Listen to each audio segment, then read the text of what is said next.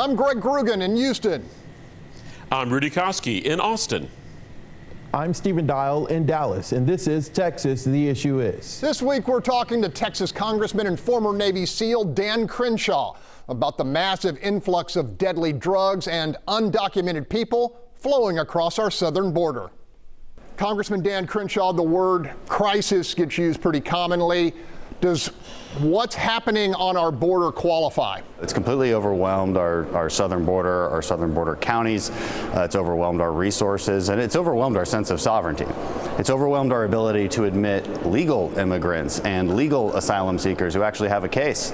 You know, we no longer have a system at all, so absolutely it's a crisis. 2 million people so far this year. That's roughly equal to the population of the city of Houston. Is that sustainable? I mean, is there any end in sight? You have a basic problem with illegal immigration. One is the resources that it draws upon, local infrastructure, for instance, especially in the southern areas. But it's also a problem of assimilation. How are we supposed to assimilate into our culture and into our society that many people so quickly? No civilization can do that, because we have a process, we have a system, and all these people just want to cut in front of it, and Democrats want to let them. I'll tell you another reason it's a crisis. The southern border is actually controlled by someone. It's just not the Mexican government, it's not the U.S. government, but it is the drug cartels. The Mexican drug cartels are putting fentanyl over our border and killing about 80,000 Americans a year. And yet no one knows who the heads of the drug cartels are. We're not plastering their names and faces all over our news media for some reason. And that's exactly what we should do, because they're killing tens of thousands of Americans by poisoning them. Is it time to label the drug cartels an existential threat to this country? Absolutely. Absolutely. Whether we label them officially a terrorist organization or an international criminal organization, either way, we need more law enforcement tools and potentially military tools to deal with them. We are at that point. We have a case. We have 80,000 deaths a year, and we can directly draw it back to a very specific organization just south of our border. And we don't talk about it like it's an existential national security threat. We need to be talking about it that way. 2 years into his term, and President Joe Biden has chosen not to lay eyes on the challenge on the border.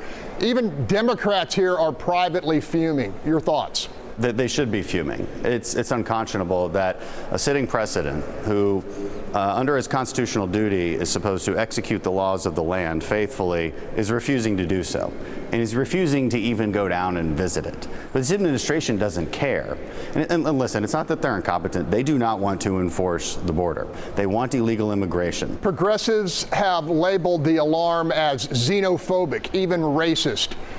What do you think of those type of charges? Well, then maybe they need to explain why in South Texas you have Hispanic voters in droves voting Republican primarily because of the border issue. Again, if they want to bypass honest debate and just insult others and say that they're racist or xenophobic because they want a secure border, fine. But they're going to lose that argument because everybody knows that it's disingenuous. It's about a moral issue of prioritizing legal immigrants who at least try to do it the right way and get in line like everybody else. Where's their outrage about anyone from any other country, Hispanic Americans included, who did it the right way and now feel like there's an injustice against them because everybody else can just walk across?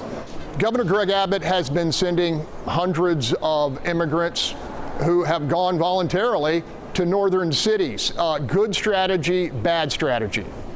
Seems like a good strategy to me. It's gotten a lot of attention. Look, that was the whole point. People say, oh, this is just political theater. You know what? In this case, I actually agree, but I actually also agree that that was the entire point, and at least it's got us talking about it. Even though they all love to put signs out in front of the yard that say, no human being is illegal, well, I guess that's only true if it's not in your neighborhood, right? So I love what these governors are doing. It draws attention to a very specific problem, and it calls out the hypocrisy of the left here.